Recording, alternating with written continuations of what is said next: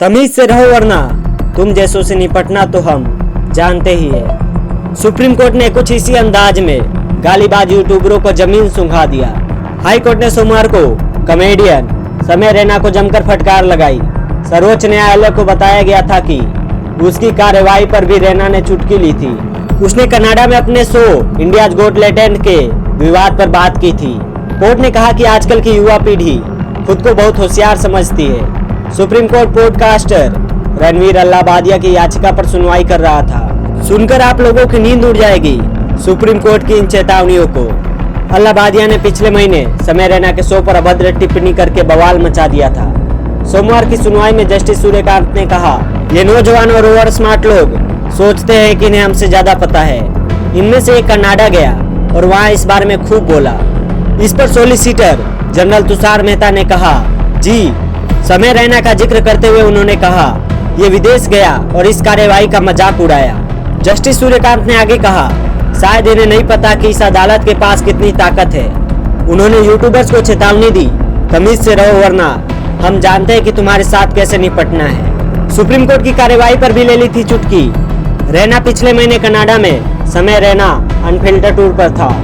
उसने इसी विवाद पर मजाकिया अंदाज में टिप्पणी की। स्टेज पर अपनी पहली टिप्पणी में उसने दर्शकों से मजाक करते हुए कहा, मेरे वकील की फीस देने के लिए शुक्रिया।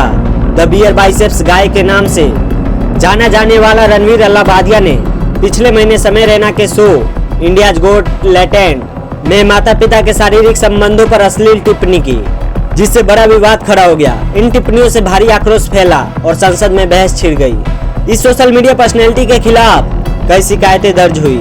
रैना के साथ साथ आशीष चंचलानी, जसप्रीत सिंह और अपूर्वा मखीजा शामिल जैसे लोग, उनके खिलाफ भी मामला दर्ज किए गए। ये सभी शो का हिस्सा थे।